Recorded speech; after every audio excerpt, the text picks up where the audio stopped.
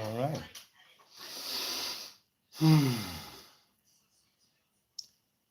Spontaneous live. Because why not, right? What are you up to? Upstairs. Okay. Toyota. Man. Geisha Tisha. Yeah. Toyota is a shiver. Okay. Will do. Hey, what's up, James Bong? How you doing? How's your weekend coming along? Ooh, you know what? Maybe I should go to the couch. I think I will. I think I'll go to the couch. Yes, I'm gonna go to the couch. Hang on, let's see.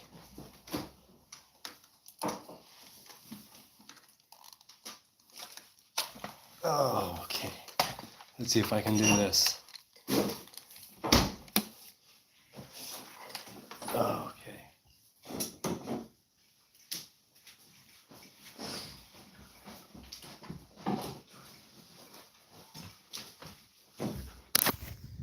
All right. Here, you know what? Turn off the lights. There we go. Yeah, you know, things are going well. Things are going well. I'm happy. Hang on a second. Let me get this over here. Ugh. It's nice. It's nice to have a good weekend. I am. Hang on a second. I got my cup of tea. All right. Okay. Oh, yeah, things are going well. It's difficult. Some weekends are difficult, I'll tell you. Sometimes Shabbos is a little bit difficult. But if I can be here, you know, Saturday night and with a cup of tea, I'm happy. So tell me something about your weekend, James Bong. How's it been going?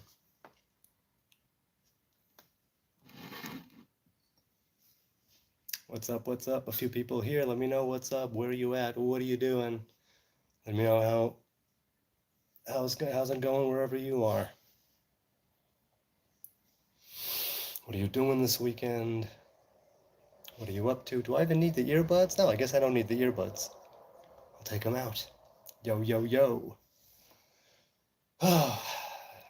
It's been quite a weekend. It was stormy the last couple of days, but today has been really chill. I'm happy to say so myself. Let's see. James Bong says, just hanging out thinking about what to have for dinner. Well, what are your options? What are you going for? You're going for milk? You're going for meat? You're going for something that's parv, as it's known? Dragon Wood? No, it's World. Dragon World Kid? How you doing, Dragon World Kid? What type of dragon? It's interesting. In the East and the West, I've been told, the dragon represents two different things that are kind of the same thing. In the West, it's considered something that you're supposed to best and conquer, right? To go out and fight it and slay your dragon and take the gold, right? Or the virgin and share it with the community. And by, you know, not necessarily share a virgin with the community, but the prize, share the prize with the community, be it wisdom or be it treasure. And in the East, the dragon is considered something good, like a sign of either good fortune, good omen, opportunity, something along those lines. But I'm not too versed in the East or West mythology of the dragon. I do know that in the Hebrew faith, there's the idea of the Leviathan and of the Taninim Gdolim, as it's known, that are spoken of in Genesis. You are my sugar dade. Is it dade? Says Vishwas? Vishwa. Made me think of vichyssoise. I know that's a French dish. I have no idea what it's made of. Does anyone know what vichyssoise is made of? Do let me know. I'm curious. The red dragon. Red dragon as opposed to what other types of dragon? And Vishwa, I don't think you'd want me to be a sugar daddy of any kind. I don't think I'm up for the task. I don't have money to spend on you or the attention, actually. Though I've never had a sugar person, so I have no idea. Maybe you can be my sugar daddy. Give me some money. The whole sugar thing situation is, I don't know, I forgot to change it. Change it from what? Change it from what? That's the question. What was it before? Red Dragon. I know that the Hobbit, right? In Hobbiton, or is it the Shire at large? They have the Green Dragon, right? It's the pub. So yeah, I'm here with a lovely cup of tea. What do I have? What tea am I enjoying right now? What is it? It's I mean, I'm using the same bag. Do you people use the same bag twice? Sometimes I'll use the same bag even 3 times, but not more than that. Not more than that. I'll usually use a tea bag definitely more than once if I'm at home. If I'm not at home, obviously, one bag, one use, and then chuck it. But yeah, right now, what is it? Let's see. Hey, Sanizer's in the house. Hey, Sanizer. Shalom, everyone. Was just fighting that other Nazir. Glad that's over. Found you on. Well, what do you mean? Fighting with, I'm assuming you're talking about Meshariel, Mesh, the Nazir? What's up? What was that about? I mean, if you don't mind sharing, because if you were, I saw that he went live earlier. I didn't join the live, but if you were fighting with him, what, in the comments or in the live, and what was the fight about, if you don't mind my asking? I'm curious, what is it that you would be fighting about? Because I know that you follow Jesus and he follows Jesus, and I don't, but you know, he can't handle someone chatting while he speaks. Well, what do you mean chatting while he speaks? Were you, I mean, because he's the one who was presumably going live, so what is it that you were fighting about? Just having somebody not be able to split their attention that way shouldn't necessarily cause a fight, should it? Laggy, just me? I don't know. Is it just you? A good stream, finally. I don't know, man. There's always some stream going on YouTube or on all the other platforms. People going live all the time, different people, different things. It's I really decided spontaneously to go live right now. I usually have something to talk about or comments to address or something to do, and right now I was just, you know what? It's after 10:30 p.m., but I'm not feeling too tired. Let's go live. Let's turn on the lights. I haven't done this yet. I love first times. This is the first time for me going live with these little lights, and I really do like it. I think it adds I mean, maybe it's tacky, but I'm enjoying it right now. I was just chatting with him. I was just chatting with him like I do you, he says. Well, why should that cause a fight? I don't quite understand how that would cause a fight. I'm interested. I mean, I'm not trying to stir the pot here. I'm literally just asking, why would that cause a fight, Sneezer? Go watch him live, should be funny. Okay. Sneezer, if you're not getting me, it's cool. It's festive, says James Bong. Yes, it is a little bit. It is kind of festive. I agree. It is. You know what? I'm going to put this right over here, make it a bit closer. Oh, man. Happy Hanukkah. Indeed, tomorrow night is the first night of Hanukkah. I shall say the blessing, Baruch atah Adonai Eloheinu, melech haolam, she'akol niyeh b'dvaro. To take that moment, to take a pause before we partake of food or a drink, to give thanks to the Most High God, to take a break before the physical, to introduce the spiritual, to have that union. I spoke of this recently in one of the streams. It goes by how many, Dragon? Say what now? What tea am I drinking? So I mean, I don't remember what I had earlier. I used this tea bag earlier in the day. It's Saturday night now. I used it earlier today during the third meal of the Sabbath. What was it? What tea did I have? Was it just plain green tea? I think it's plain green tea. This is bad, said Sneezer, rebooting the router. So yeah, I think, well, from what I can taste, it's just plain old green tea. Maybe it's organic green tea. No, I think it's, my woman recently went to the Netherlands for a few days and came back with a bunch of tea because that's partly what I like her to bring back. A bunch of different tea that I can't get here, or at the very least, she can get it there for a better price. Cheers. Thank you, thank you, thank you. Interesting about tea. I told her that if they are still selling magic mushroom tea, I would definitely get into some magic mushroom tea. But they're not selling it anymore. Apparently, so a long time ago, the Netherlands went from magic mushrooms to magic truffles.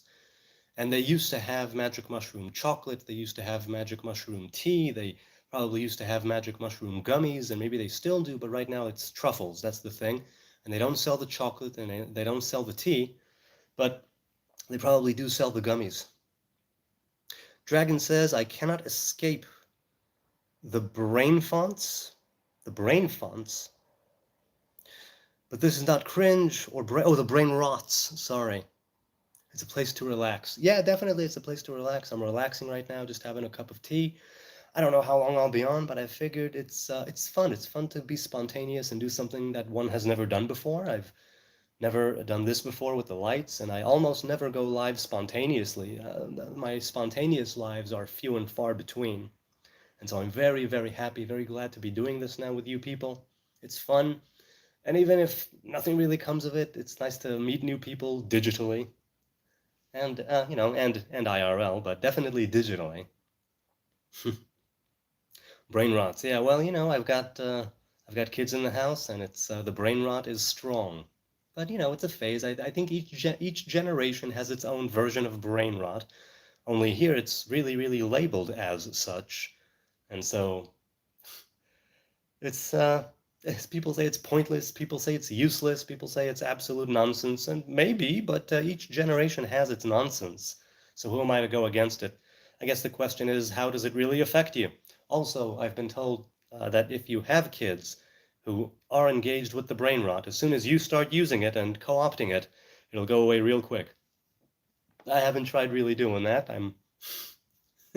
I basically let them have their thing, even if I don't quite understand it. Because what's there to understand?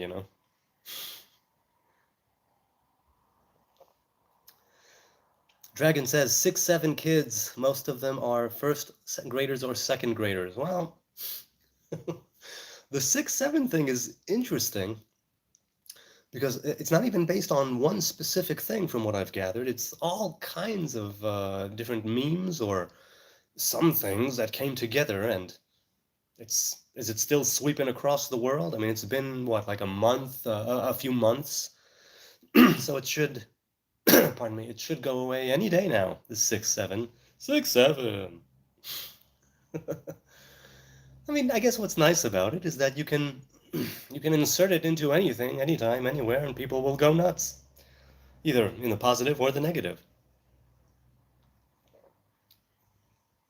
James Bong says, watching a group of bright red North American cardinals eat the grapes I tossed outside. I gotta go. Bye, Dragon. Good to see you, man. Have a good one. What types of grapes? Nazarites don't eat grapes. I do miss it. I do miss the grapes. But what type of grape? What's it called? Well, what type were they? I mean, not just the color. I mean, what sort? What species of grape? Species? What is it? No. All the different ones. It's not type. It's not species. I guess it is species. Red seedless. But is there? I mean, not the color. A specific type of grape. Hey, lag fixed. All right, Sneezer. So tell me, if it's fixed, were you fighting about something in particular, or were you just? It seems to me that it would be difficult to fight over such a thing. Some people simply can't split their attention that way. So why should it cause any strife? Regarding the question, me, if I missed anything. Not following you. Not following you. I don't quite know where you're getting at.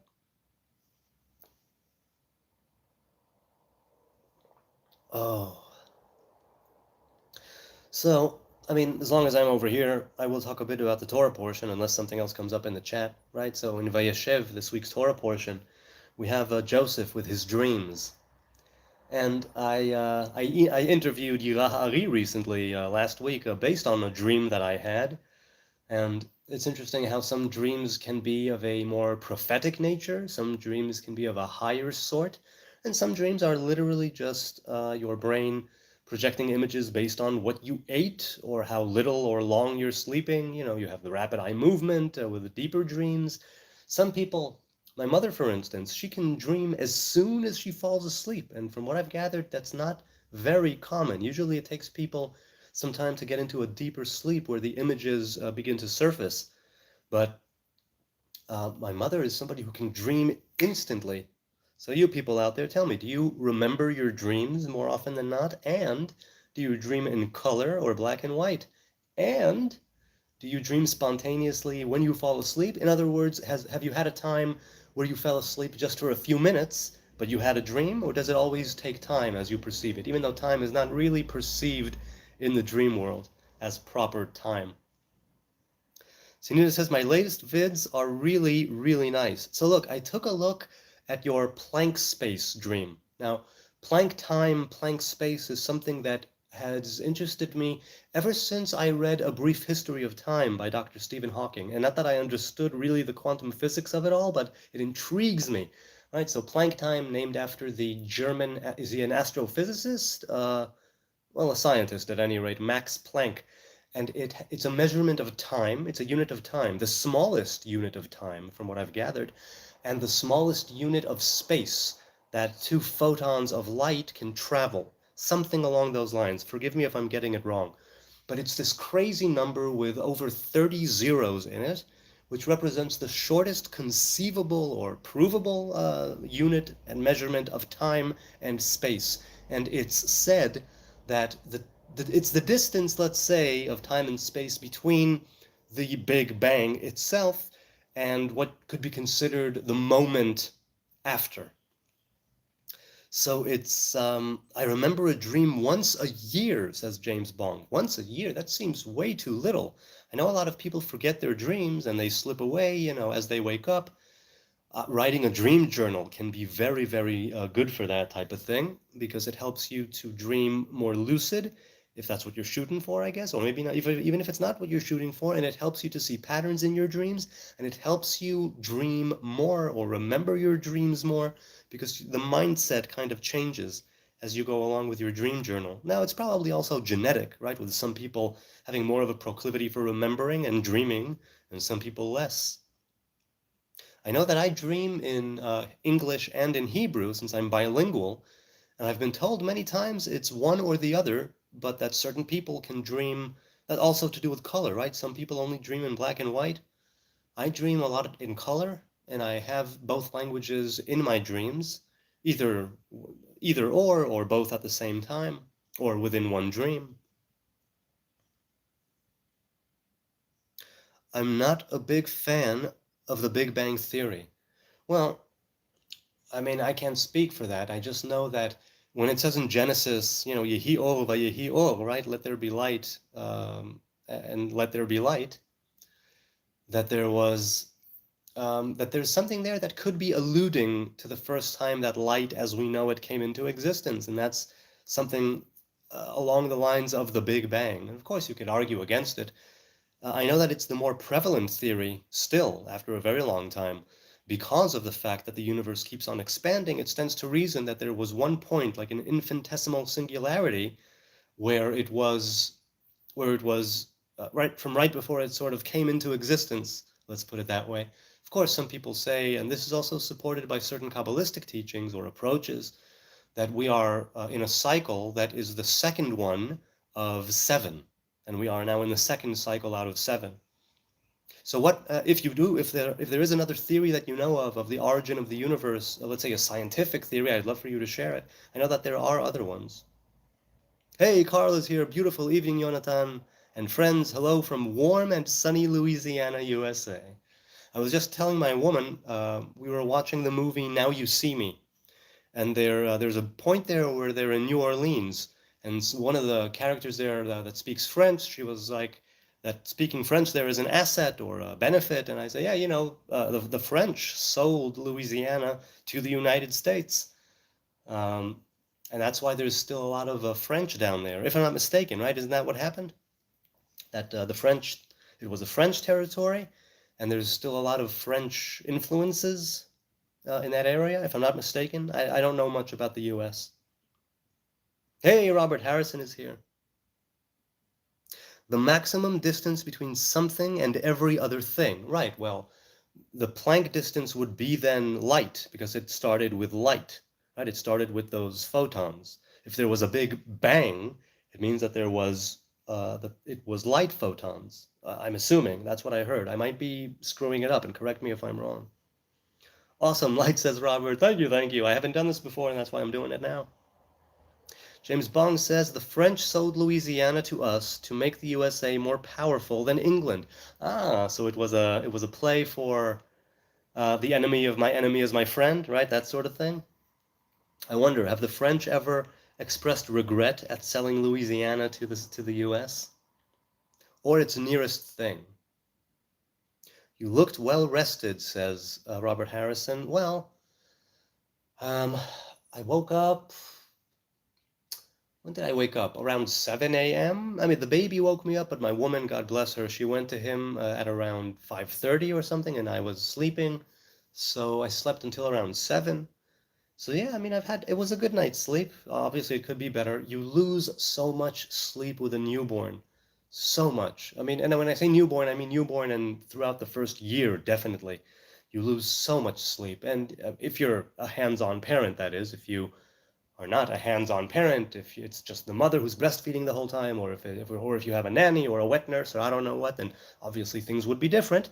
No judgment, but yeah, usually both parents lose a ton of sleep if they are hands-on taking care of the infant. But it's done with love, with all of the irritated feelings and all of the and because when you lose sleep, you're not yourself when you're tired. And throughout that first year, and to some degree maybe also the second year, but definitely the first year, the first few months, the first year, it's just wow, we put so much care and attention into our young, but it's worth it. My God, those little miracles are unbelievable, unbelievable creatures. Okay, Sneezer says it came from one of my other vids that described how facts or truths can get infinitely far apart as they get farther from the center. Well, what do you mean? Truth is like an abstract, isn't it? So what exactly are you talking about there, Sneezer? I know that the Planck time and the Planck space has to do with time and space, but if you're talking about truth and facts, that already is something very, very subjective. And I would think that time and space, scientifically speaking, might be flexible, but not as subjective, highly objective, is it not? But I might be wrong. A lot of people here have French ancestry. Yeah, that makes sense. That makes sense, Carla. Do you have French ancestry? Sneezer says, yeah, look for my more recent long ones, 33 minutes, that will change your life. Change my life. Well, I'd like it to change for the better. Definitely like it to change for the better. Speaking of which, I started therapy again. I don't know, did I mention that last time? Maybe I did, maybe I didn't. I've gone back to therapy after a decade or so of not being in therapy, and I'm back, and I'm doing it online this time. So it's going to be very different. And the first session I had on Thursday, it was beneficial. The therapist that I'm dealing with, that I'm working with, is going with a different approach. Up until now, I've done CBT, or more CBT than anything else. And so the therapist that I'm working with now is into TA, which is transactional analysis. And I've looked into it, and it's interesting. And I really, truly hope that I'll be able to get some to benefit me. One thing I learned during my time in therapy 13 years ago, and I was there for 3 years at the time. I made progress with the adult me and the child me. First of all, understanding the child me a little bit more, but I still haven't gotten closure, if that's the word to use. And I don't mean that in a psychoanalytical or psychotherapeutic way. I mean just understanding to the point where I can work with it. I am still working on the child me.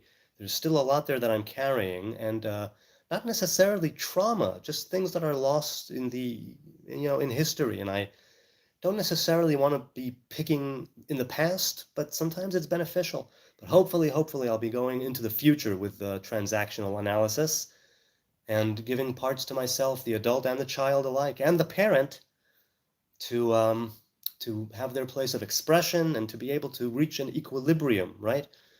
And one of the things that my therapist has me doing this week is these sort of TA affirmations. And over the recent summer, I was working with affirmations in my earbuds as I was going to sleep. And I did that for 2 or 3 months, and then I quit because I didn't see it wasn't benefiting me. So I stopped doing that. Tell me, people, do you work with affirmations? Do you speak affirmations to yourself? Have you found any benefit there? Awesome, bro. Therapy is good, says Robert. Yes, it is good. I mean, look, I remember times when I would walk out of my therapist's office. It wasn't online there, it was face to face. And I would feel so broken and so lost. And I knew that it was leading me somewhere good, but I just had no idea. There were times where I would be leaving that office thinking, oh my God, who the hell am I? What the hell am I doing with my life? But I still knew that it was going to someplace good because that's what I was aiming for. And you know what? Before my therapist and I said goodbye all those years ago, she said that it was obvious that I had come to work, right? To put in the work. And that's how I want to approach it this time as well. I want to put in the work. I want to go back to journaling, which I've been doing, affirmations, which I've been doing, and I hope that it will benefit me to teach oneself self-compassion, to give room to the child in me, but also to understand that it's the adult that needs to be in control and not to give the strict parent too much power. Not too much. So Nietzsche says truths are an abstract. Yes, which describes how the move, you'd have to watch one of the two videos. I'm not sure, he says, which describes the dimension of understanding. It will change it for the better. Good, I hope so. Exposure therapy, says Robert Harrison. Well, I mean, I suppose it's not exposure therapy per se, because it's not that I'm dealing with any kind of phobia, I don't think. But yes, to be exposed to yourself, right? Therapy is about revealing you to yourself, right? It's a psychedelic experience. It's a mind expanding experience if you want to treat it as such. It could literally be just you talking out your problems, but as you talk out and as you progress, you're able to get things out in the open. And it's good to have somebody who is non-judgmental, who is a professional, and who can give you some feedback and help to guide you, right? Depending on what it is that you are doing there. And I'll tell you, I took a few questionnaires before I had my first session, right? What's known as an intake, but more of an assessment. And I am doing well overall. And this is something I know all the time. I'm doing well. I'm okay. Certainly, if I can sit here in my living room, everybody is happy and healthy and in their beds, and I'm over here with a cup of tea going live on YouTube, talking to people, and with these lovely lights in the background, it means that everything is okay. And if everything is okay, the more that I am able to truly accept that, the more that I will be prone to keeping it okay and to making it even better, and not to go down the paths of, let's say, well, of darkness and of not being okay. And the important thing is, from my first session anyway, is that you need to give room to being okay before you can deal with the ways in which you are not okay. Because you are definitely, in some things, not okay. Not in the sense of you are bad, you are wrong, but just in the sense that we all have our hang-ups, we all have our screw-ups, we all have the things that we need to deal with. We all have the things that we need to contend with. But to go there and do that before you've found a balance, let's say, and a place where you are okay, that's something that I'm going to be trying to work on. And what my she said that she doesn't like the phrase "it's okay to not be okay," because even though, let's say, objectively speaking, of course it's okay not to be okay because we're not perfect and we are flawed, and so there will be times when we are not okay. But she's very much that, at least at first, at least in the beginning, at least from the onset, you need to tell yourself that you're okay. And it could be like a self-fulfilling prophecy, and it could be something where you are sort of convincing yourself, but it's like the adult you speaking to the child you. And the adult you is not a question of age. It's a question of mindset, of what it is that you're doing and where you are. So she said every now and then to take a breath, take a pause, and repeat to yourself, right? This phrase, like, I am an adult. I am, in my case, right, whatever age you are, I am 42. I am okay. I am safe. And it's like when you give yourself permission to feel okay and to feel safe and to say that to yourself, even if there are parts of you that are not okay, it does not take away from that at all. And it's not even you saying something that is wrong, because there are parts of you that are okay. And so to be able to put the emphasis on that as a kind of way into equilibrium, a place to find your balance, to ground yourself, that can be a very transformative thing, because it means that you come to the chaos and disorder and the childness of you and the places where you're not okay. You come from it not from a place of imbalance, but from a place of balance, hopefully. Oh, yeah, I saw somebody else who is here. Oh, KJB is here. Rabbi I was listening to said, when God said, let there be light, it was blue, the first light and the first color. Well, I don't know what he was speaking of per se, but I do know that, for instance, Rabbi Moshe Cordovero, in his book Pardes Simonim, he's got the gate of colors, or of hues, Sha'ar Hagvanim. And each divine attribute, each one of the 10 sfirot of the tree of life, is associated with a specific color, sometimes with a few colors, because there are different levels to the different attributes in the tree of life. But, for instance, the topmost of the crown, right? The crown of the tree of life, what's known as keter, literally crown, it can be seen as the whitest white. That's one attribute associated with keter, a color associated with keter. But then there's a different color associated with keter, which is the blackest black. And the reason that it can be both is because on the one hand, it's the top of the tree of life and the first unknown emanation. Before a revelation came, there was like the potential of revelation, and that's keter, and that's white, because it's sort of God's light, the emanation of God, the influence of God, the revelation of God as white light, pure white light. But the reason why it can also be the blackest black is because compared with the source from whence it came, it is black, because that pure white light is something unknown even to Keter, right? Something above that which we don't even know. So it can be the whitest white and the darkest dark, or the blackest black. Hot cup of tea sounds good. Yes, indeed, it is good, and I'm so happy to be here with a cup of tea. And I'm happy that tomorrow at some point, I don't know when, I'll be going live with Gilad Jadweb. Looking forward to that dialogue very much. I hope that it will be a good one. Robert says, who is the lady? Oh, I just said that. Look at that. So Gilad Jadweb, I don't remember who. Someone who came into the chat months ago said that I should check out Yira Ha'ari's videos. And the first thing that I checked out, or the second thing, was Gilad Jadweb, who was going live at that very moment at the time. So after, when I went to check out Yira Ha'ari, what I came across first, or right afterwards, was a live by Gilad Jadweb, who was speaking.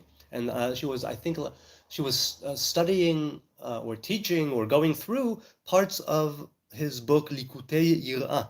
And I was intrigued. Now, the Yira Ha'ari's books are very Kabbalistic, and I am not a Kabbalist, right? I'm a student of the Tree of Life, but I'm no Kabbalist. And so it's ideas that I need to come to grips with. Hang on, got a belch?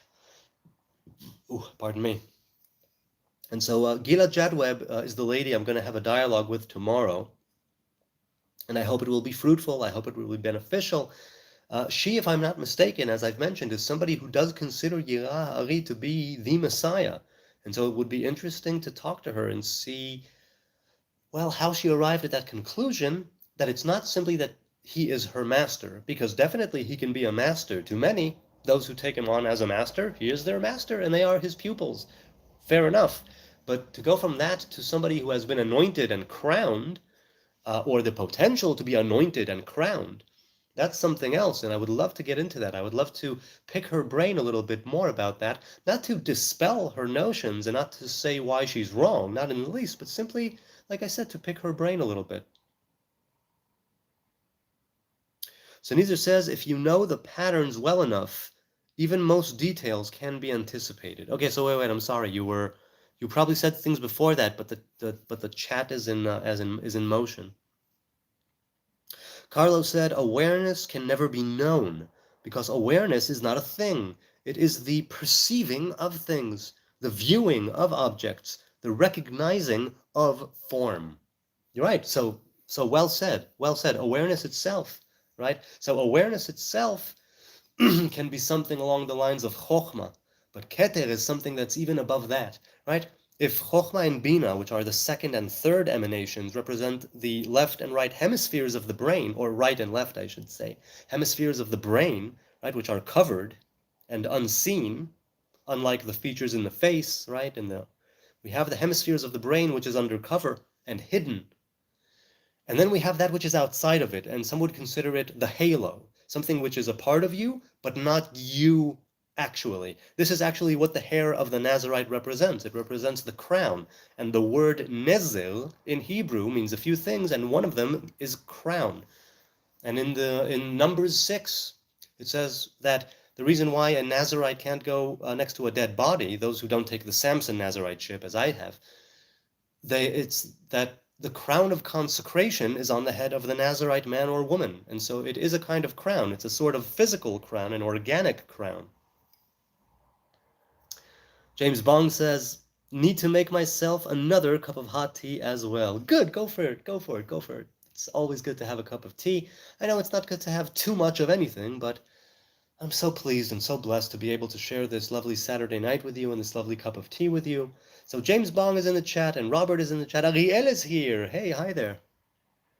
Am I the only one? Am I not the only one partaking in the drinking of hot tea? Well, it's not a must. It's not a prerequisite for joining the chat, Ariel. It's good to see you here, man. It's good to see you.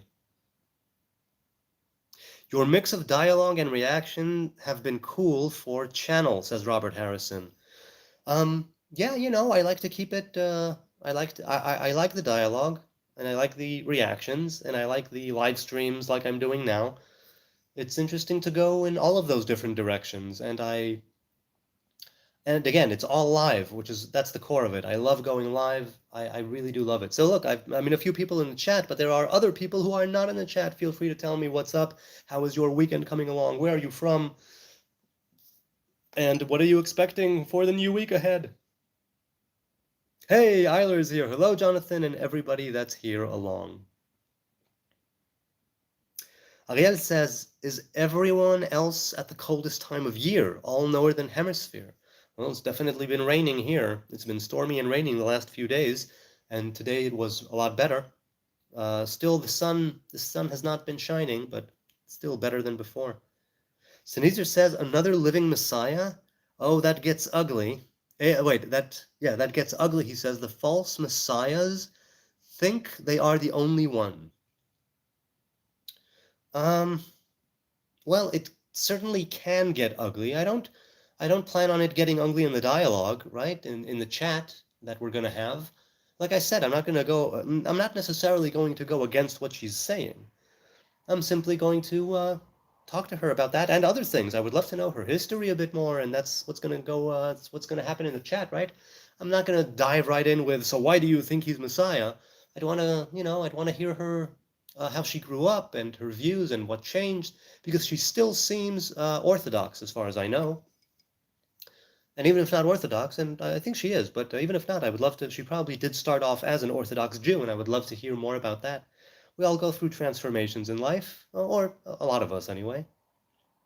Tell her that he is a very naughty boy. He's not the Messiah. He's a very naughty boy.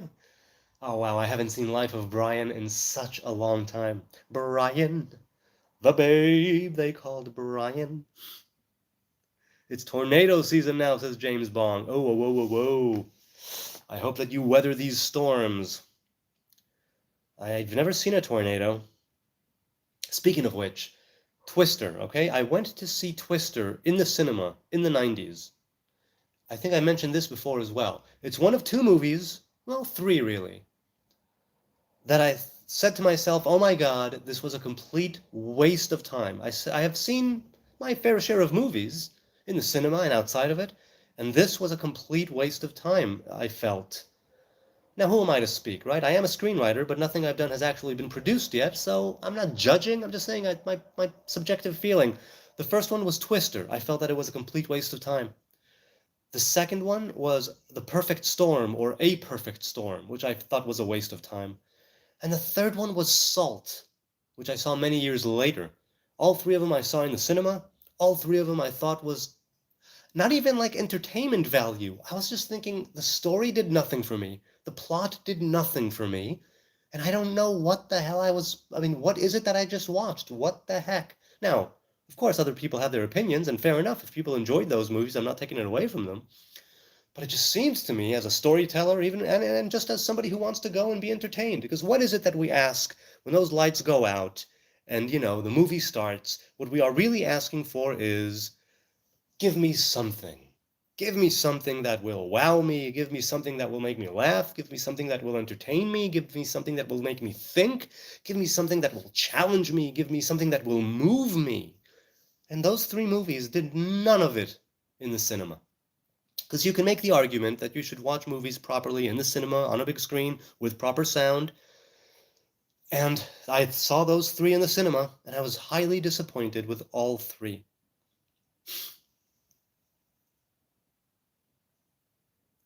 Sennheiser says following the center path is likely what leads to falling into the abyss and entering the tree of death. Well, you know what? I'm all about the middle path. The path of the Nazarite is one that goes all through the middle path, right? From crown to kingdom, from Keter to Malchut. So it's interesting. Why do you say that going down the middle path is leading you into the tree of death? I'm curious.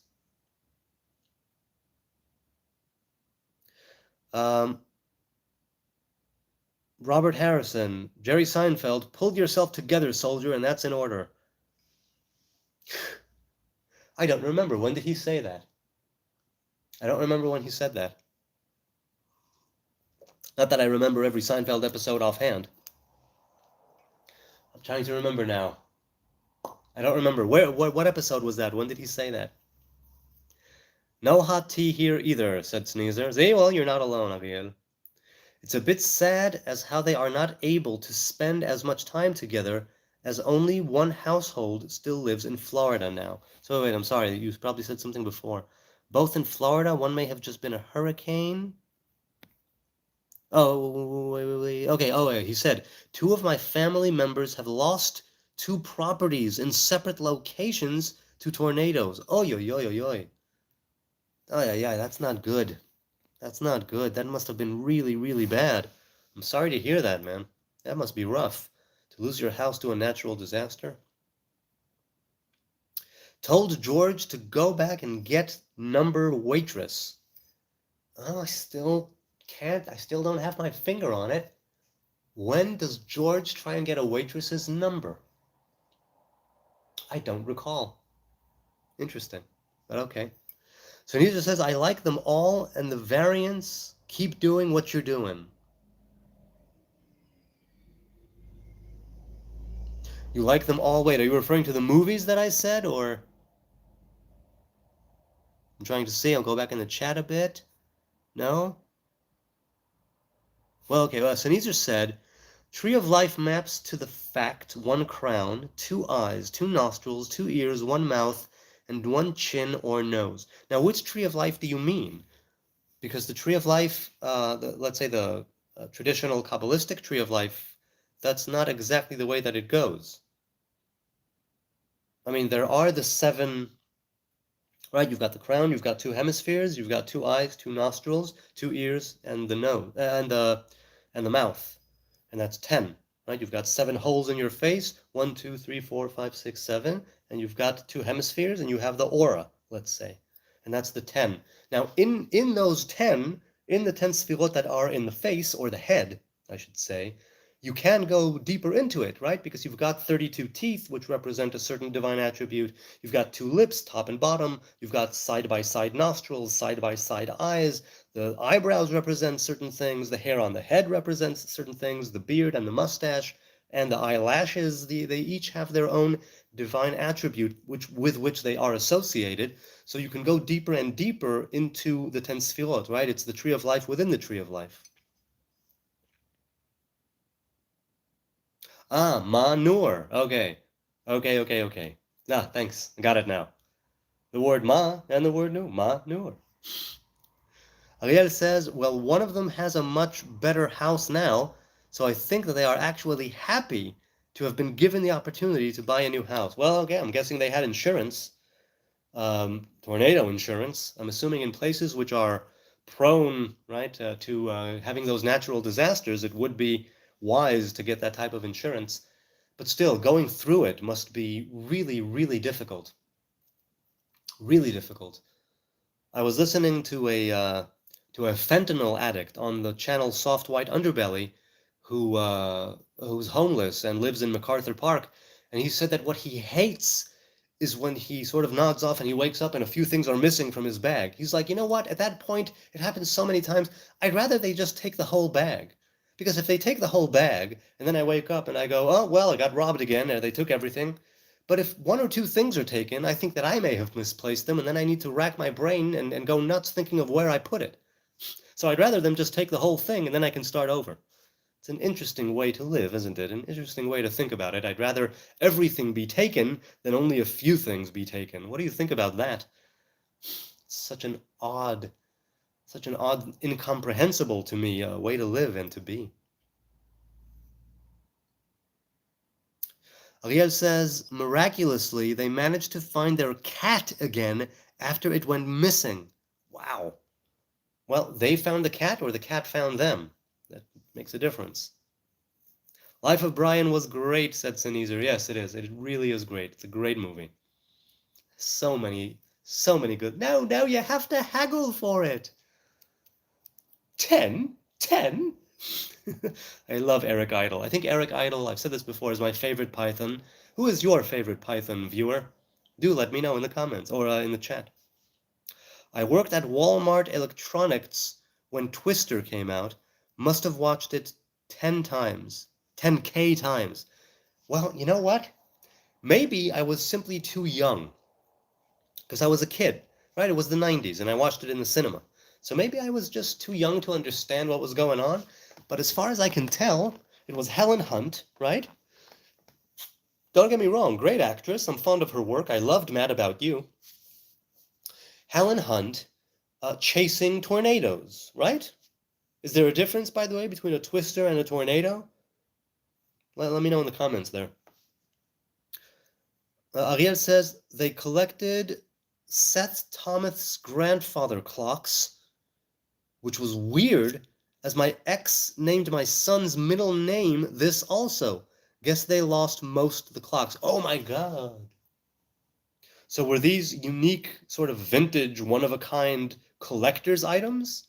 Interestingly, there's a collection of clocks in the Museum of Islamic art, Islamic culture here in Jerusalem. They had a collection. Is it that guy's collection? Seth Thomas? No, I don't think it was. It was Sir something, somebody who was a British knight. I don't recall. I don't recall right now. So yeah, Twister. I just didn't find it interesting at all. It disappointed me. The lights came up and I was like, what? What was that? I just don't get it. But I mean, who knows? Maybe if I watch it again now, I would get it. I have no idea. Probably they were collector's items, I guess. Oh, that's rough. To lose things that are one of a kind? That is rough.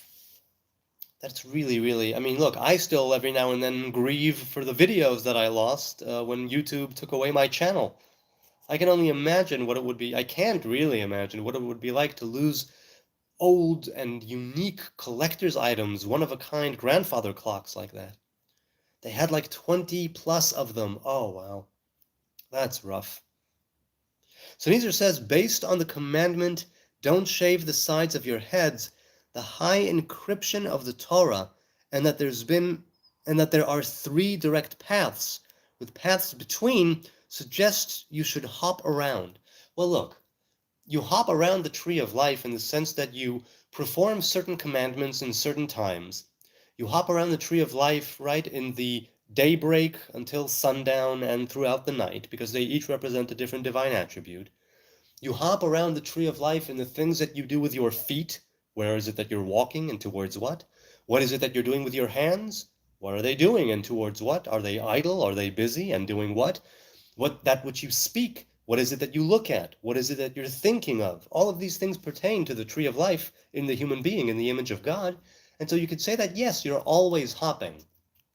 But it's also said that there are certain people who their origin, let's say, comes from a more unique place, a more specific place in the tree of life, respectively, right?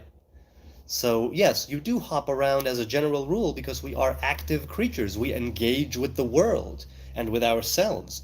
And so we are already, to some degree, hopping around all the time. And I mean, let's say the Kabbalists, with the prayers and meditations and the names that they have going on, they are always engaging with different parts of the tree of life and the different relationships of the different sfirot inside and outside, and the connection between the worlds and the connection between the different divine revelations and emanations, that they're always hopping around, but there is a kind of guide. I know that for the Nazarite, for instance, the guide is more the crown, or at least it ought to be. Let's put it that way. Maybe not ought to be. It could be, right? But traditionally, right, for man and woman, man is on the right side, woman is on the left side. They come together in that middle pillar, right, which is a blend of both. So we're always hopping around, I suppose. May my thoughts be pleasing to God, King David said that, says Robert Harrison. Sneezer says, I'm only now learning the tree, but spirit, oh, hold on a second, but spirit is telling me much. All right, cool.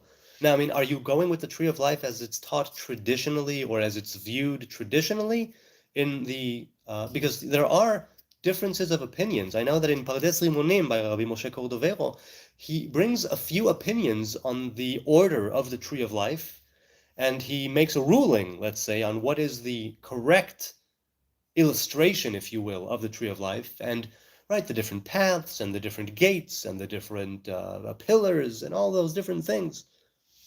Hey, Joe Daniel is here. He says, Jesus, many of the prophets, the Rechabites, yes, that's right, and Jesus of Nazareth held the secret of the living Edenic life way.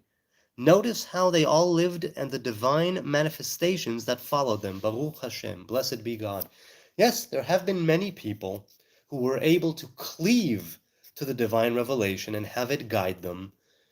And it's a really wonderful path. Now, with Jeremiah and the Rechabites, right, God tells him, bring the sons of Rechav to the temple, to one of the halls there, and give them wine to drink. And Jeremiah did that, and they showed up. And he gave them wine, and he said, drink up. And they said, no, we will not. Our father Yonadav, the son of Rechav, said that we are not to drink wine, and we are not to have a permanent dwelling. And we have been doing that. And God says to Jeremiah, tell the people of Israel, tell them, see what the sons of Rechav are doing?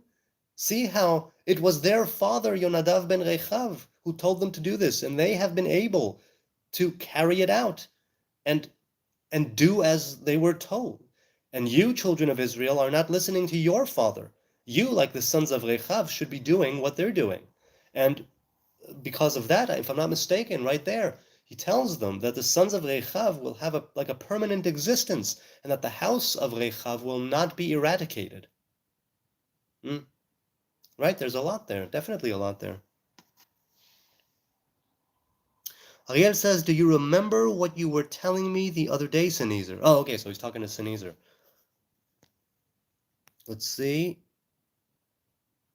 There was a few things I missed in the chat. Like I said, it's going, right? I'm apologies for not addressing everything that goes on in the chat. I don't want to be constantly, scrolling. I want to be engaging. Joe Daniel says foxes have holes, and the birds of the air have nests, but the Son of Man hath nowhere to lay his head. So who said that? Oh, wait, Kigam. No. I'm trying to remember. I'm trying to translate it into Hebrew and to see if it rings a bell. No, that's not it. Where does that come from, the phrase? Do tell me. Sunita says, yes, HN, there is differences between Twister and Tornado, but I forget one is bigger, basically. Okay. Ah, Jesus of Nazareth, right. That's why I don't recognize it. I've only read the New Testament once in my life. Oh, pardon me. Well, let's put it this way. Let's go. So, foxes and birds have their place, but man does not. Now, is he saying that in the positive? Is he saying it in the negative? Is he saying it as if then you should prepare for yourself a place, a vessel, somewhere geographically or spiritually where you could put a stake in the ground and pitch a tent and rest? And who says that we are supposed to lay our heads?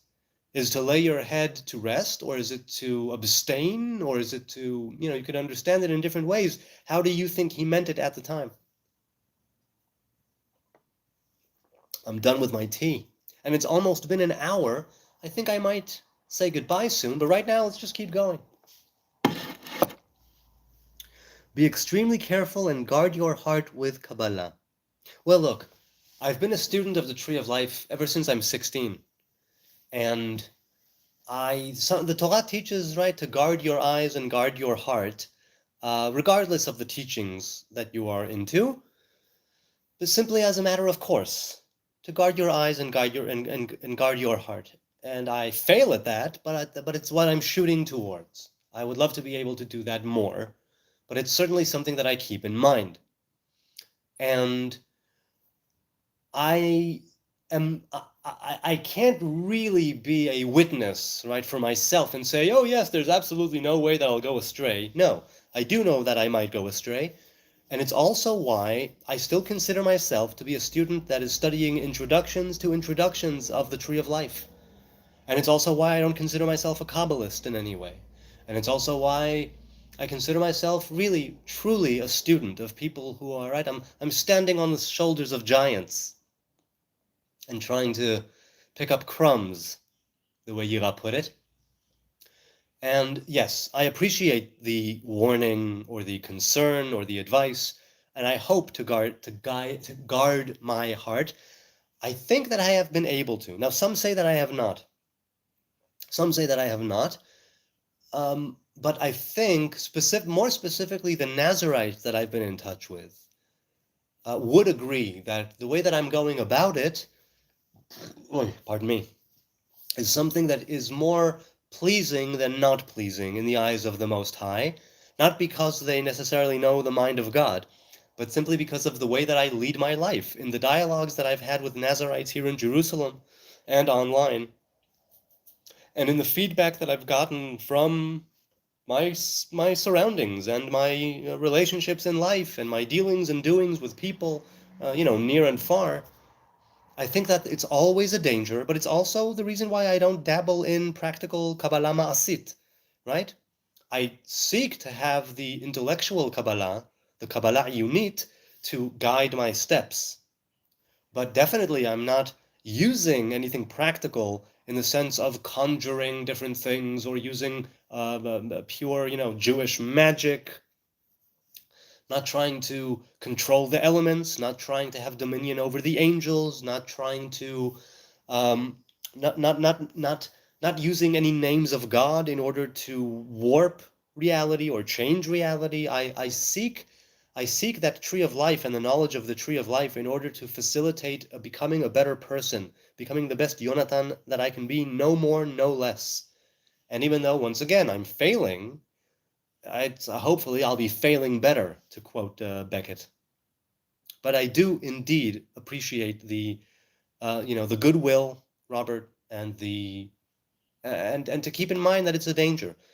And look, it's also why throughout all the studies of the Ramak and before that of the Ari. It's one of the first things that you learn if you learn from a proper master, is that these are all things which are meant to convey spiritual ideas through physical allegory or metaphor, however you want to look at it. I know there's a difference between them, but it's basically the same thing in this context, where you're not supposed to make the mistake, for instance, to think that God has eyes or ears or a heart. No, no. It's just that we use these physical traits to say something about the way that we ought to be perceiving the revelation of the Most High God, and how is it that we, as the image of God, are supposed to be operating in the world. That is always how I've seen it. Hopefully it will always be how I see it, and I will not make the mistake of attributing any physicality to the Most High God. Because I know that I don't know God. All I know is revelation, right? So we call it fingers, we call it nose, we call it mind.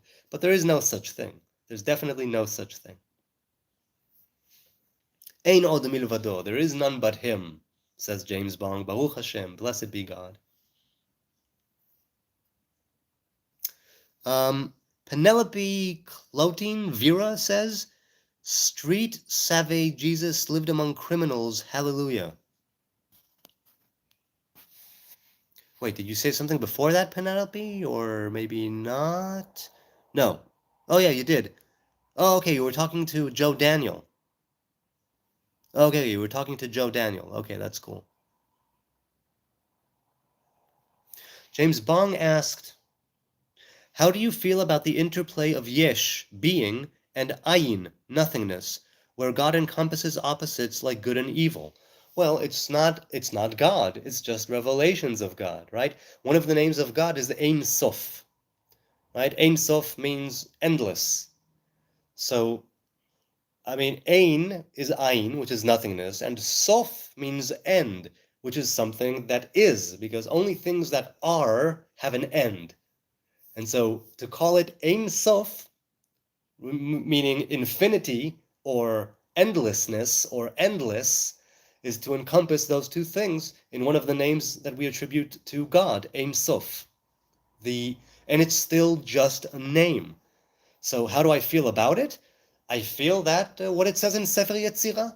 It says in Sefer Yetzirah, הוציא יש מאין ועשה את עינו ישנו וחצב עמודים גדולים מאוויר שאינו נתפס. Basically saying that the three top sfirot, Keter, Chochma, Bina, are things which are external to the Most High God. And that's how I see it. That's always how I'll see it, right? Sefer Yetzirah brings it down very, very clearly, right? It doesn't even start with Keter. Sefer Yetzirah, Avraham Avinu, or Rabbi Akiva, some say, but either way, Sefer Yetzirah, a very ancient and root text of Kabbalah, says it starts with Chochmah, it starts with the 32 paths of wisdom, of Chochmah. It doesn't start with Keter, it doesn't start with Ein Sof, it starts with B'shloshim v'shtayim netivot pliot Chochmah, in 32 paths of wondrous wisdom. Now, this idea of wonder and of Pele, that is associated with Keter. But it's associated with Keter, with that unknown, in the way that it's something that I can associate with. In other words, if we can call Chokhmah inspiration, that you don't really know where it comes from, then Keter would be that place where inspiration originates. Because you know that when something hits you, oh, I was inspired, which means that it came from somewhere, seemingly from nothing, seemingly from nothingness. But it's not nothingness. There is a place from whence it came, and that place, let's say, is Keter, right? Because we know that Chokhmah is the beginning of revelation, and Keter is the place before that is a revelation that is so minuscule, let's say, so thin, so pure, that we can't even speak of it, right? We can't even speak of Keter. What we speak of is Chokhmah. So that idea of Yesh and Ayin, I see it as revelations in the tree of life. And if it's in the tree of life, it means that it's not God. So the interplay is there by definition of the 10 Sfirot as emanations, as revelations, as influences of the Most High God. So I suppose, how do you reconcile that? Or what do you think of the interplay between Yesh and Ayin, between being and non-being, between something and nothingness? I'm also reminded of Lao Tzu in the Tao Te Ching, right, that speaks of the empty mind, right? And he speaks of the empty vessel. He says that if when you have an empty vessel, right, he says most of the use of the jug is in its nothingness. It's by making something that you are able to take advantage of the nothing that is inside of it. Everything is Hashem, says James Bond. Yes, Hashem is omnipresent, says Joe Daniel, filling up all things transcendent and all things immanent. Ariel says, I was commenting about how people are basing their arguments on scripture that has contradictions and mistakes in the literal sense, and which certainly does not appear to have been composed by a single author. Yes, it does seem to have not been composed by a single author if you look at it simply as a piece of text, right? There's that whole conundrum and argument and debate academically, let's say, on who wrote the Bible or who wrote the Torah. Now, I don't have a problem if there were different authors. I believe it all came from Moses, which came from the divine revelation, right? Mipi hagvura, and that mouth of judgment, right? Let's say that mouth of the left side.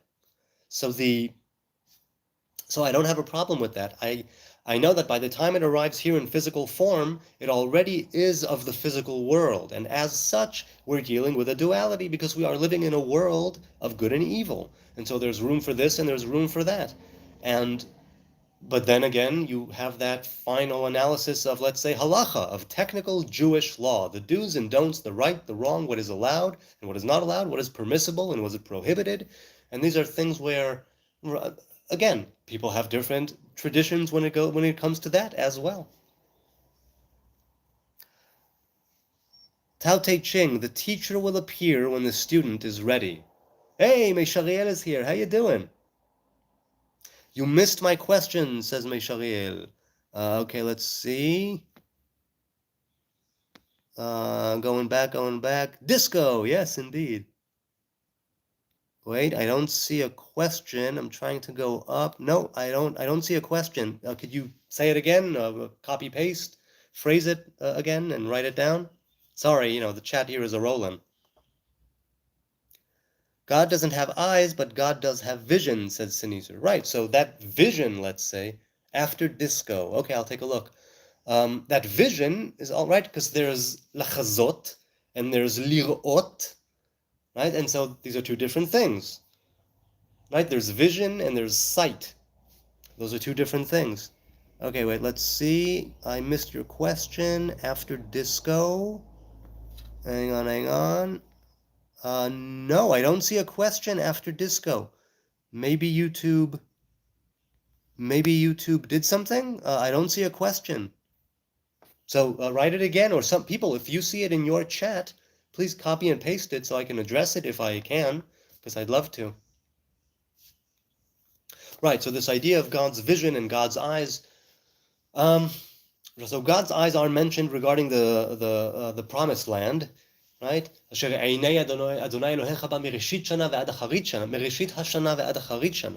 Right, it's the land which God's eyes are upon from the beginning of the year till the end of the year. And then there's lachzot, right? There's chizayon. Now, sight and vision are attributed to two different revelations of God. But God has neither one of these things. It's only how we can perceive God. Right? We have sight, we have vision. We are very visual creatures. So it would stand to reason that it would be also like that. So sorry, Meisha, I don't see your question. Ariel says, first and foremost, love God. Indeed, on that we can agree. And because I don't know God, all I know is how God reveals himself to me. It means, to me, make an attempt to love God in all the ways in which God is revealed in the world. And some of them are more difficult than the other. It's a lot easier to, let's say, love a flower that grows in the field than your enemies, But in the very true sense, you need to be loving them all. Now, sometimes loving your enemy is eradicating your enemy, like with Amalek, right? We are commanded to eradicate the memory of Amalek. But even then, What does God tell Joshua? What does God tell Moses to tell Joshua? Right? Amalek mitachat hashamayim. Mitachat hashamayim, from underneath the heavens. It's like there's a place called underneath the heaven and there's a place called above the heaven. Again, two different revelations. Underneath the heavens, Amalek needs to be eradicated. Above the heaven, Amalek is that same pure love that is not a duality of right and wrong, bad and good, left and right. Anthropomorphisms, says Joe Daniel, are an ancient grammatical tool for us to better interpret God's many modes and attributes. Yes, exactly. Exactly. And we are not to make the mistake of actually attributing these anthropomorphisms to the divine. There is no God incarnate according to Torah. There is no God incarnate according to the Hebrew faith. And that's a big difference between us and many other faiths who do say that God can come in flesh. Meish, I don't know. Your question is not coming through. Oh, here it is. Here it is. Meish says, would you agree Keter or crown would seem to be above us, whereas Chochma, Binah, Da'at are within us, our experience, part of our conscious experience, where Keter is the all over us. Yeah, that's a place to. Well, I mean, I spoke of it before. Maybe you missed it, but yes, Keter is known as, let's say, the halo, that thing which is outside of us, and Chochma, Binah, and Da'at are considered to be a part of us. The left hemisphere, the right hemisphere, the left hemisphere, the bridge between them, or the third eye.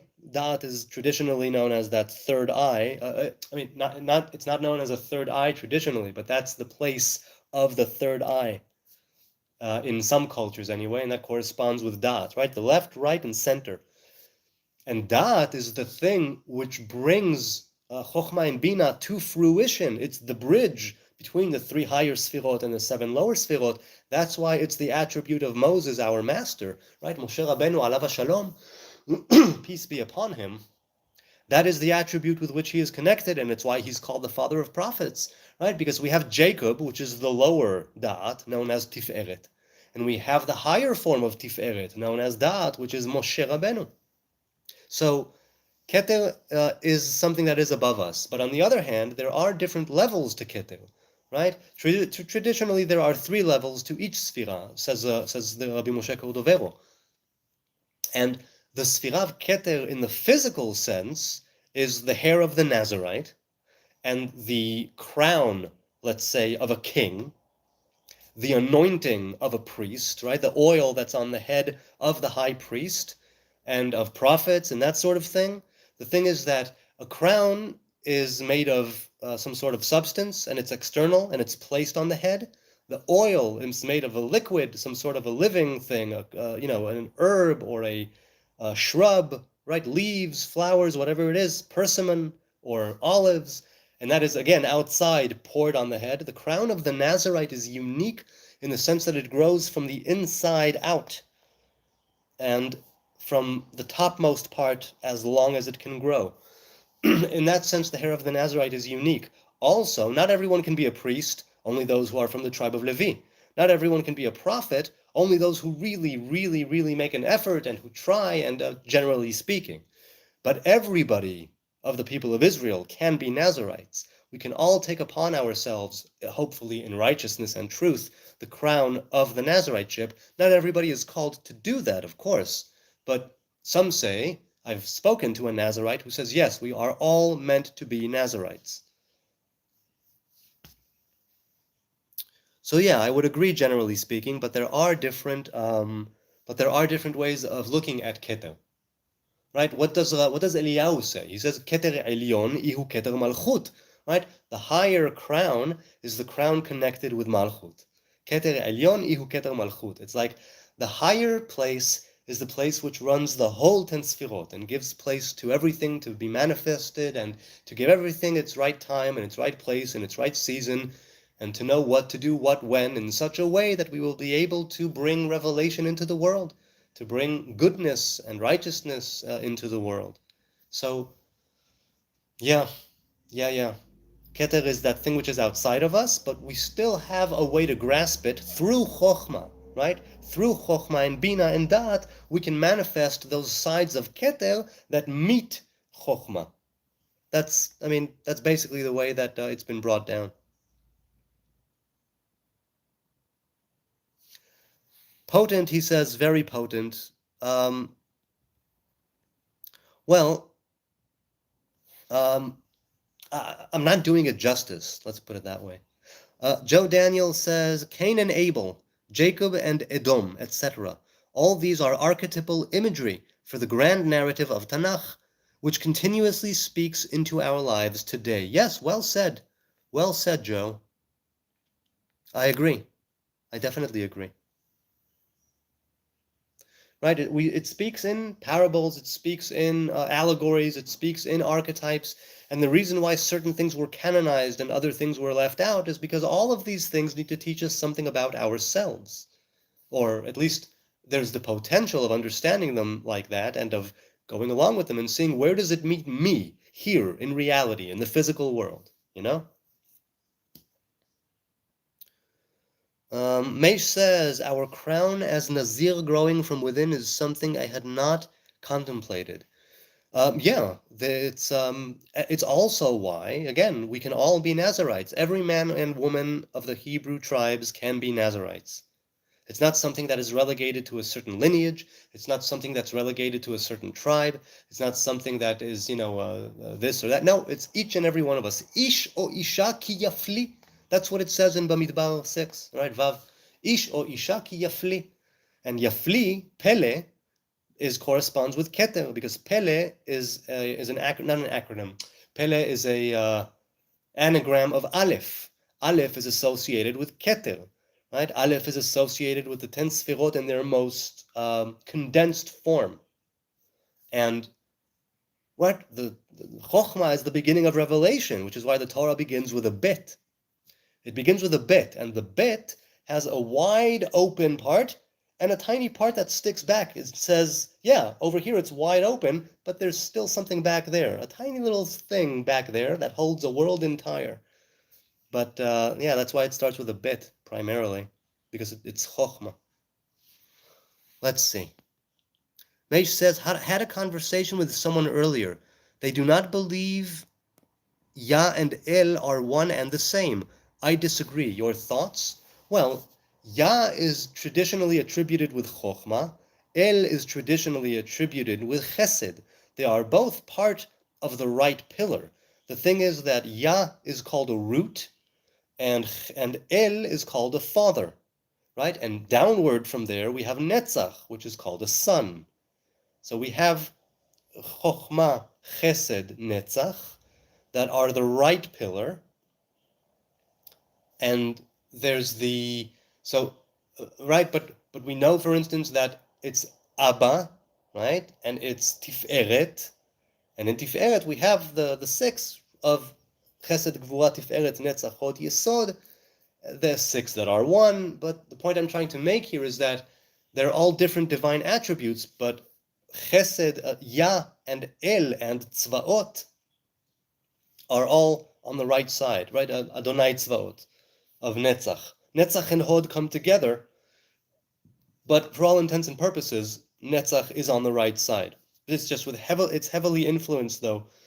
It's heavily influenced by Gvura. That's why it's Netzach, Nitzachon, victory, which speaks of Gvura, of overcoming. So they're not one and the same. They're not one and the same. They're a different revelation. They're a different revelation, as far as I know. Be kind, family. Okay, be kind, family. You mentioned in something recently, you sent a message, a comment, and you said, watch my post or read my post. And I commented, maybe you didn't see what post you didn't. If you can, link me and I'll take a look. I'm not sure which post you mean, so please be in touch with me. Why does God hate wasting seed but made me ugly to women? So first of all, I don't know God. All I know is how God reveals himself to me. And many people say that because seed, right, or sperm is the life force, that we should not be wasting it. And it should be and it should be, let's say, conserved. On the other hand, pay attention that it says in the Torah only a few things about wasting seed. One of them, onan, right? That became the prohibition against masturbation in general. But with the story of Er and Onan, the sons of Yehuda, and Shelah, the sons of Yehuda, what Onan did, onanism, is that he pulled out, right? He was having sex with Tamar, and then he pulled out and he spilled his seed on the ground. So that's not masturbation necessarily. That's simply pulling out and not inseminating the woman that he was supposed to be inseminating. That was his sin. And we also have the idea of nocturnal emissions, okay? Nocturnal emissions and of generally seed coming out. Now we know that there is a ritual uncleanliness that comes along with that, right? A ritual impurity. But many people say that it has to do with masturbation at large and that it's one of the things that God hates. Now I don't know anything about that. I know that look, sex is a very, very fragile and, well, it's such a heavy topic. I am loath to speak of it. I'll just say this, that I don't know if God hates, because I don't know God. I know that there is a revelation of God that it probably displeases, so to speak, because it's you taking that life force but not putting it towards the end to which it is supposed to be. On the other hand, we know that not every time that a man ejaculates in a woman there is a new life. And we also know that sex, as far as the Torah is concerned, is the duty of a man, and it's for the pleasure of his woman, the pleasure of his partner, and she, you're meant to have sex with her when she's ovulating and when she's not. So there are times when you're supposed to be sleeping with her, even if there's no chance of a baby of a baby coming along, which means that you can make the claim that if it was really truly wasteful, then we would be only allowed to have sexual relations on days when we are sure the woman is ovulating. Because otherwise it would be technically wasting seed because it's not bringing things to fruition, so to speak. As for why he made you ugly, I don't know if you are ugly. I far be it from me to say I don't know anything about women. I married my first girlfriend. I met her at 16, so I have no idea. I have nothing to say about women because I don't know women. I really, really don't. I barely know my woman after 25 years, over 25 years of knowing her, and almost 23 years of being married to her. So I'm the wrong person to ask. So I have a bit to say about the wasting seed thing, but I don't have much to say about being ugly to women. I know that women, because they are the ones who, evolutionarily speaking, are the ones who carry the baby and birth the baby and feed the baby and care for the baby. And that's, a guy can just go and just be gone, but a woman is the one who needs to live with the consequences, eh? So they're very discerning and they're picky and they are, what's the word, hypergamous? I mean, men and women alike, but women a lot more, from what I've gathered, are a lot more hypergamous when it comes to choosing mates. So I can't speak too much of that. I'm sorry. I don't know why. And I hope you have better luck with women. And I hope you're able to make your peace with your seed.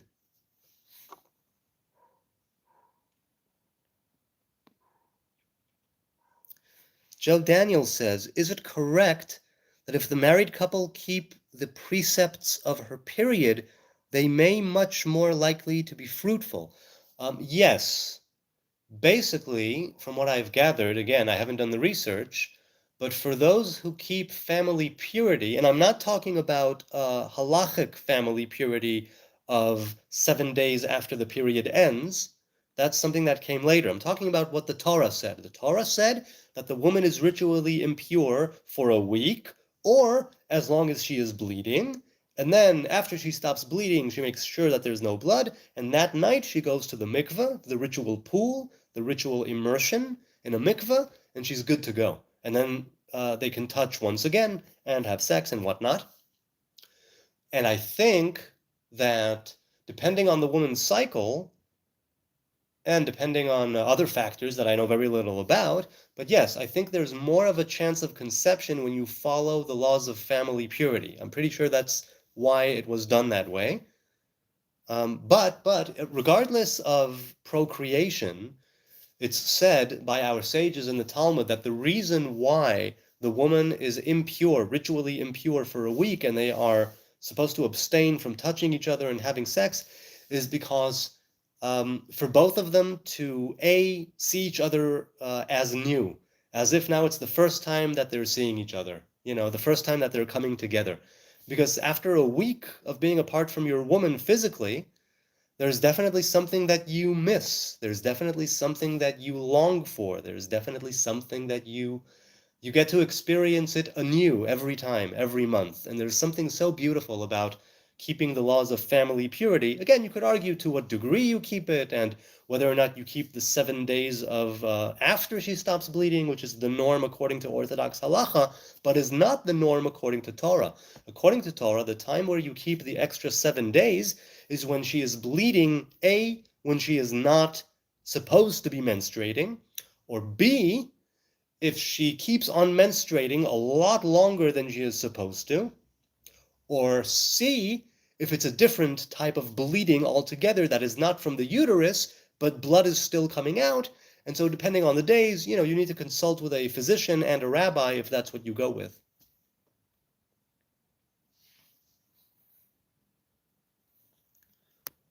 Um, okay.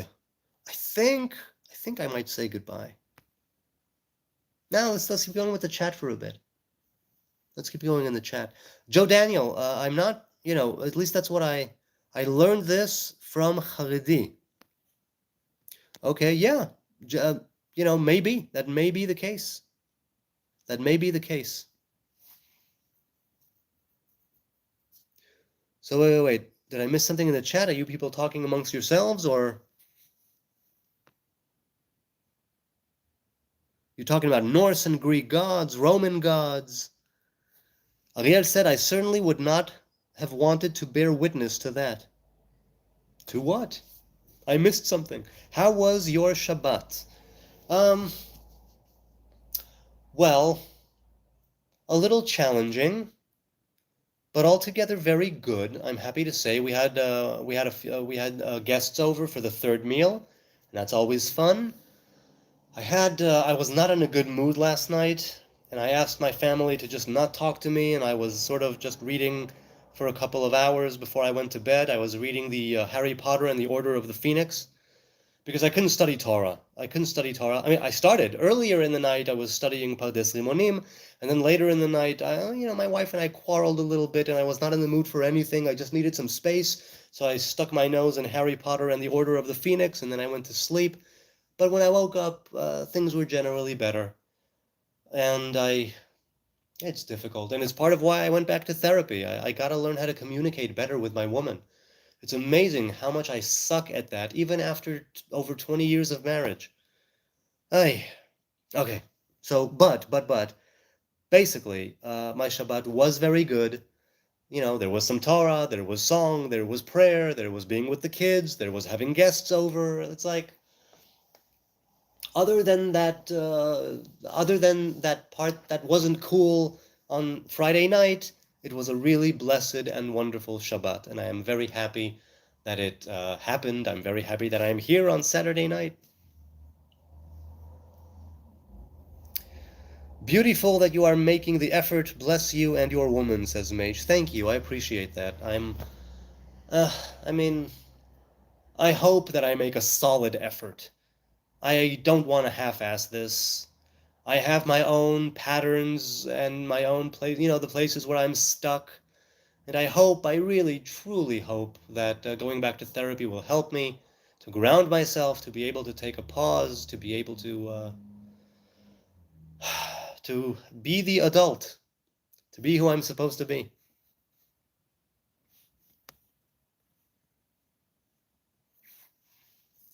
Joe Daniel says, I always appreciate the interaction. Baruch Hashem, may you have a very restful Erev. Bye. Thank you, Joe Daniel. I appreciate that. I love Torah, says James Bong. I do too. It's so much fun. Torah can be it's a real blessing. It really is. It really is. It's nourishment and it's sustenance and it's revelation. It's psychedelic. Mesh says, I believe you are, hallelujah, also very mature to take set boundaries when you are being challenged. Yeah. Have you heard of the book Shlom Bait? That's what the book is named? I don't think so. I don't think I've heard of that book. I mean, I do have a couple of books that deal with Shlom Bait that I received and that I read before the wedding. I haven't consulted them in a long time. But no, I don't recall one that is called Shlom Bait. Boundaries are important even when exploring. Yeah, definitely. I agree, Sneezer. I definitely agree. Okay, on that note, it's been an hour and a half. I'm going to say goodbye. This has been so much fun. Thank you, all of you, those watching now, those watching later. Those the comments and the subs and the likes and the views and whatever it is that you do or don't do. The quick, oh my God, who is that? And swipe away. Those two are appreciated. I love doing this. It was so much fun to go spontaneously and have a cup of tea with you and share some back and forth with you. I hope there was some value in all of my rants and ramblings and blah, blah, blahs. I hope that we have a wonderful new week.